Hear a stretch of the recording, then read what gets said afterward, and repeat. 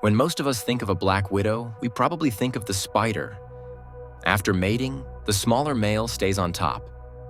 This is how she makes herself a widow and thus gets her name.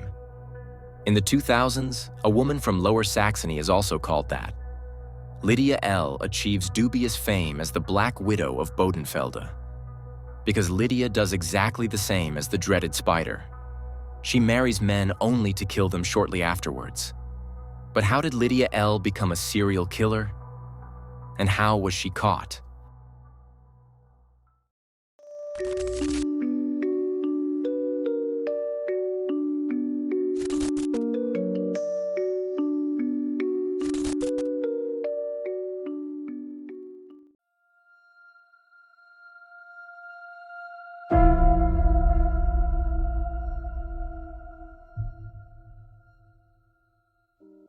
When I'm done here, the handcuffs will click. With this sentence, Siggi S opens his testimony. On August 27, 2007, the man, who is only called Siggi by everyone, has an appointment at the police station in Bodenfelde. There, he was invited to make a statement about his landlady. Lydia L has been involved in neighborhood disputes for a long time. Actually, these disputes are about very trivial issues. For example, how high the neighbor's hedge may or should be. However, the conflict between Lydia L and her neighbors has now reached the point where the police are also investigating. They hope that Siggi will now be able to provide them with information on the matter. This is because Siggi lives with Lydia L on a property that she bought in the German town of Bodenfelde. This is a small town in the north and belongs to the district of Nordheim. Only about 3,000 people live there.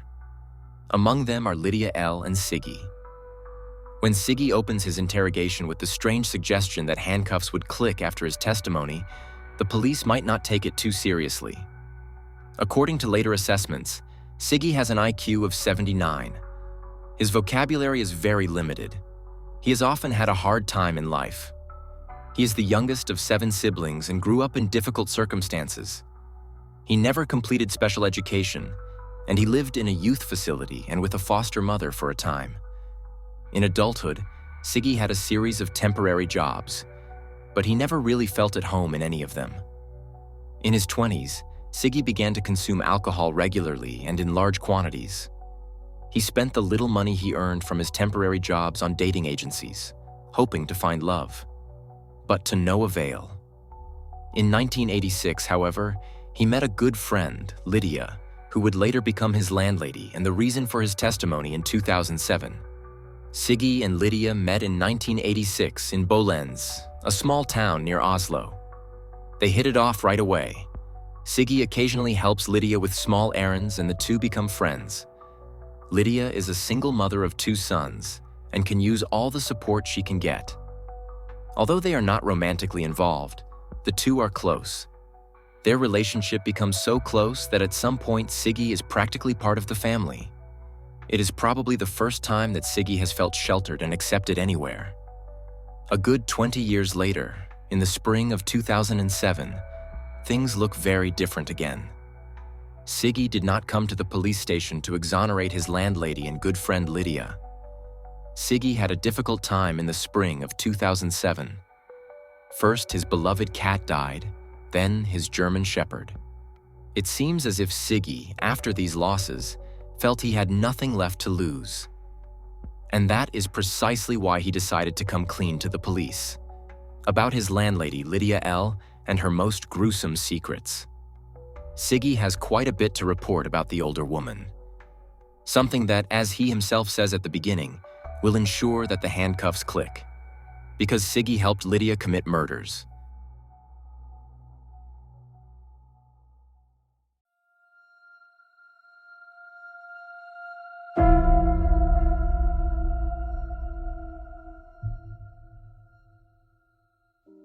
Lydia L was born in April 1939 in what was then Upper Silesia, now Poland. However, with the outbreak of war, her family fled to Lower Saxony, more precisely to Hanover. The L family's everyday life was characterized by physical violence from the mother. Nevertheless, as a child, Lydia was unremarkable. However, her life was already falling apart when she was still a young woman. At the age of 20, Lydia tried to take her own life for the first time. The reason for this was a toxic relationship. It was her first serious partnership. A few years later, Lydia met a man at work who was 12 years her senior. They married in 1961, and Lydia soon became pregnant with their first child. However, the marriage did not even last until the birth of their son burned. Instead, she had to struggle as a single mother. In 1970, Lydia started managing a bar, and in 1971, she met Herman S. there. Lydia and Herman married just a few months after they met. Lydia and Herman had a son, Karsten. But once again, the family was not happy. Herman S. was extremely violent towards Lydia. It was not until 1979, after 8 years of marriage, that Lydia managed to leave him. She was now 40 years old, twice divorced, and a single mother of 2 sons. In 1981, Lydia opened her own bar in Chile, the Reuben Bar. However, this is not really a conventional bar. Pornographic films are permanently shown there. In the following 2 years, Lydia even expanded and opened 2 more bars of this kind in other locations. It was around this time that Lydia also began working as a sex worker. Financially, things were slowly looking up for Lydia and her 2 sons at this point. Over the following years and decades, Lydia acquired a certain prosperity. Although work is not the right term. A large part of Lydia's later fortune did not come from her bars or sex work, but from the pockets of men she meets, and who all disappear in mysterious ways. And the story of 4 of these men is told by Siggi S in August 2007 during his police interrogation.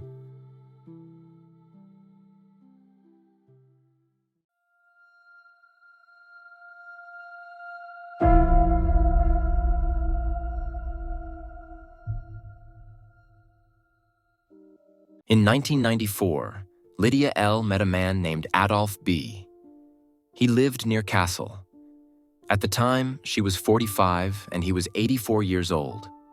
Adolf was fairly wealthy and willingly lent his younger girlfriend a large sum of money shortly after they met. Shortly thereafter, Lydia and Adolf got married, even though they didn't even live together yet. 84-year-old Adolf wants nothing more than to move in with his wife. When she puts him off even weeks after the wedding, Adolf threatens to divorce Lydia. This is the story Siggi S told during his police interrogation in August 2007.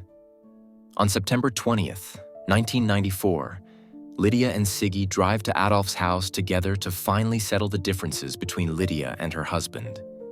In what is probably the most horrific way, Lydia and Siggi bring a pea soup with them for their visit, which they serve to 84-year-old Adolf B. The pensioner has no way of knowing that the soup has been spiked with powerful medication. He eats the meal unsuspectingly and loses consciousness shortly afterwards. Siggi S then carries Adolf B to his bed and suffocates him there, presumably on behalf of his girlfriend and landlady Lydia. Adolf B dies in the bedroom of his own house. Nobody knows that he was murdered.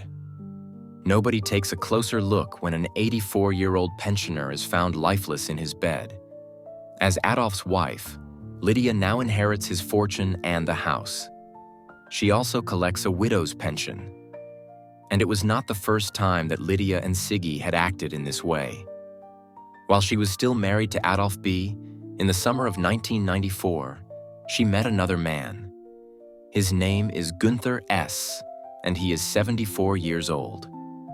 Like most of her male acquaintances, Lydia met him through a personal ad in the newspaper. In the ad, Lydia offers her services as a carer for older single men. Günther responded to the ad, and shortly thereafter moved into Lydia's house in Bodenfelde. But Günther S became too intrusive towards Lydia.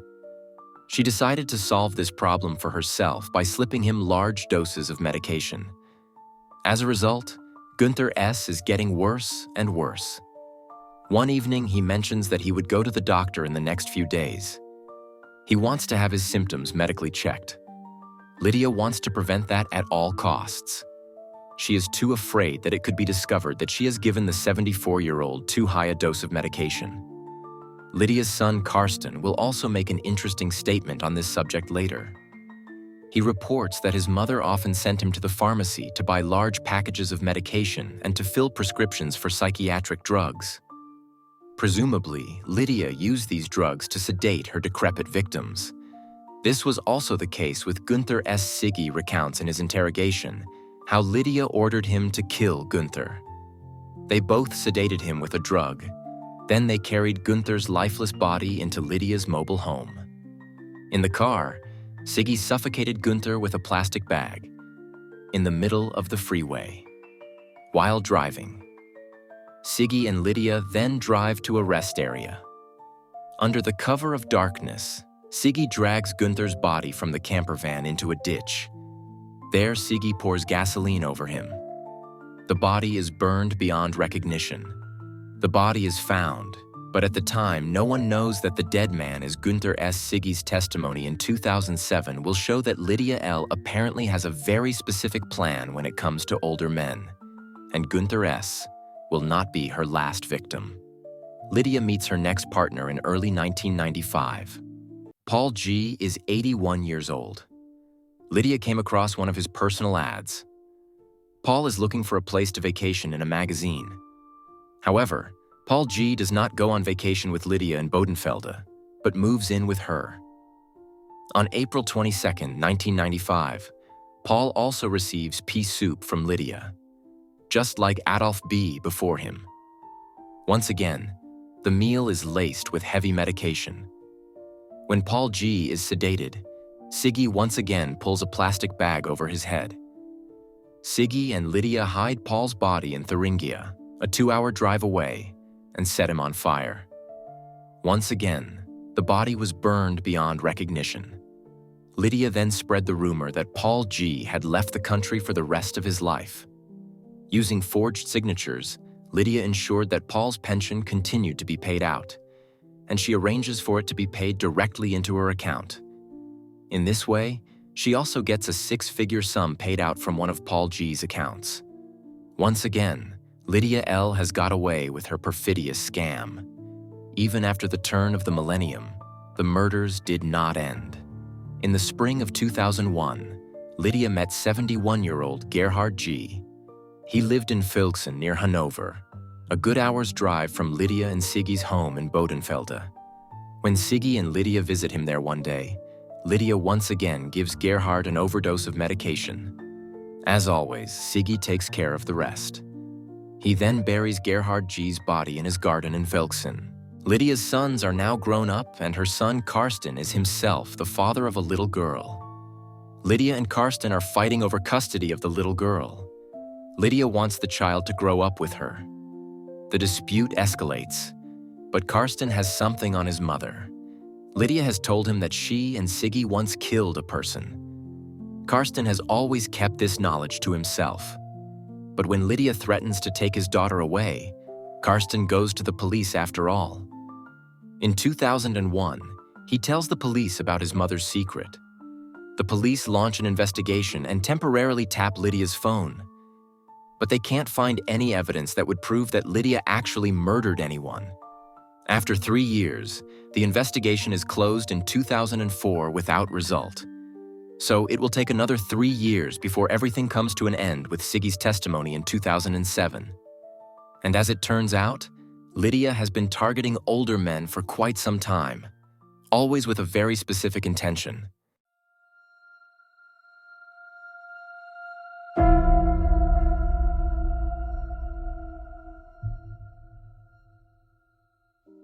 As you heard at the beginning, Lydia L. was in a difficult economic situation after her second divorce in 1979. Nevertheless, she has achieved a lot over the years. 3 of her own restaurants in 3 different locations, plus a large property of her own in Bodenfelde. Perhaps you have already asked yourselves how Lydia made it this far, and maybe you already have an idea. A few years after her first divorce, Lydia meets a new man. Years before the murders of Adolf, Günther, Paul, and Gerhard, which she will later commit with Siggi. It is 1984, and Lydia's new partner moves into her apartment. His name is Ludwig G., and he is 82 years old at the time. Lydia is just 44. Ludwig transfers several hundred German marks to her each month for the rent. This goes on for 2 years.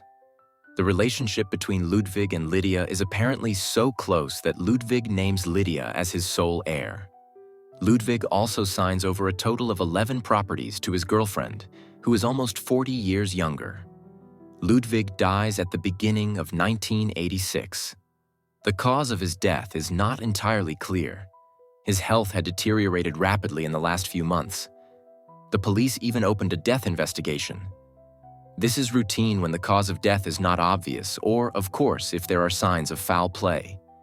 However, the preliminary death investigation into the case of Ludwig G. will soon be closed without result. And so Lydia, as the sole heir, receives the entire estate of her deceased partner. And that includes not only 11 properties, but also a 6-figure sum. Perhaps this whetted Lydia's appetite, because this is a pattern that Lydia L. will repeat from now on. After Ludwig's death, she meets a new boyfriend through a personal ad. Wilhelm S. is 76 years old and a retired master bricklayer. Because Wilhelm comes from the Sauerland region, Lydia moves there in the spring of 1988 to live with her sons and Wilhelm. Wilhelm shows his love for Lydia primarily through material gifts. He takes her on vacation, buys her a new car, and gives her cash gifts. In the course of their relationship, which it can be said in advance will not last longer than 2 years, Wilhelm spends several $100,000 marks on Lydia. During this period, Lydia's good friend Siggi S also moves to the Sauerland region. Wilhelm helps him get a job there, and he is happy that he can stay close to Lydia and her family. However, Lydia soon moves back to Lower Saxony. There, she buys a large property with 2 houses on it. In 1989, she and Wilhelm S. move in. The second house on the property, Lydia rents to the social welfare office. In the large house, there are 15 accommodations for homeless and asylum-seeking persons. For Lydia, this is a very profitable affair. Her partner Wilhelm leaves his home in the Sauerland for Lydia. However, he's doing increasingly worse in Bodenfelde. And a few months after the move, Wilhelm S. is dead. Shortly after his move, Wilhelm is said to have visited his family in the Sauerland. He seemed helpless and said that he had run out of money. After Wilhelm's sudden death, his children suspect that their father might have been poisoned in his new home in Bodenfelde. The children decide to report the case to the police. But the investigation turns up nothing. The exact cause of Wilhelm S.'s death was never clearly established. In the summer of 1990, Lydia placed another personal ad. Hardly any time had passed since the death of her previous partner, Wilhelm S. 83-year-old Paul P. responded to the ad. He would like to meet Lydia. The two start a relationship and get married a few weeks after meeting. For Lydia L., it was her 3rd marriage. However, it lasted even less time than the previous 2. Paul wants to divorce Lydia after just 1 week. Lydia agrees, but insists on receiving a financial settlement in return. This is in the form of a savings book containing tens of thousands of German marks. In February 1991, Paul P. is murdered. He had since moved back to his home in Rhineland-Palatinate and lived there in an apartment. One night, the 83-year-old was attacked and beaten to death by 2 unknown perpetrators. It all looks like a robbery. The perpetrators can never be convicted. When Paul was killed, the divorce from Lydia had not yet been finalized. It would have been legally binding one day after his murder. But since it didn't come to that, Lydia is still considered Paul's wife. That's why she is entitled to a widow's pension. It is still not known who killed Paul. After Paul, Lydia once again had a boyfriend of the same age, 50-year-old Heinz S. She treated him differently than her older friends. She even told him that she was looking for older men all over Germany, not always with the best intentions. Once, Lydia is even said to have said that she had to go out and find an old man to inherit from. When Heinz and Lydia broke up, he even went to the police and reported these strange statements. But since the police couldn't prove anything against Lydia L. at the time, the case against her was dropped without result. After this relationship, Lydia met a man again whom she would marry. Alois S. is 87 years old and lives in Cologne. He has been alone since the death of his first wife. He commutes between Cologne and Spain. But a new chapter in his life begins with his relationship with Lydia. He moves his main residence to Bodenfelde in Lower Saxony and moves in with Lydia. Alois owns a house on the Costa Brava. Once again, Lydia is showered with gifts.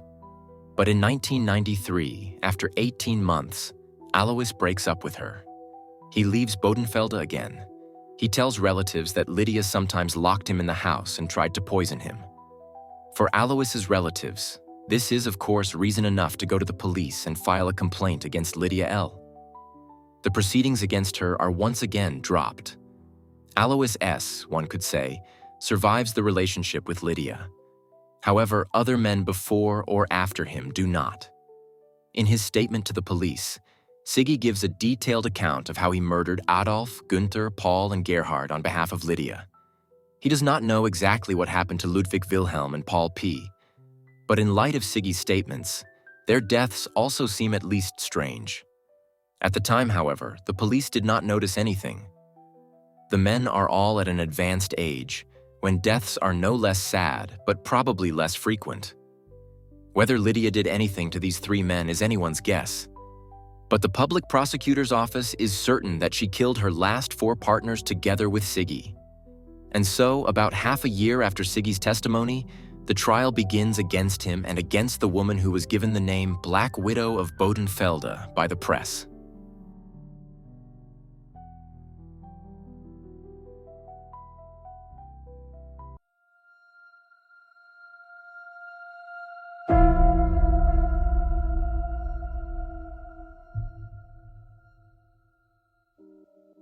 On February 19, 2008, the trial against Lydia and Siggi begins at the district court in Göttingen. Lydia's defense strategy is aimed squarely at Siggi. The now 68-year-old claims that Siggi alone committed the murders. His motive was jealousy. Siggi wanted something from Lydia herself and therefore killed her respective partners out of jealousy. Lydia L. is sentenced to life imprisonment for the four murders. In addition, the court finds that she is particularly guilty.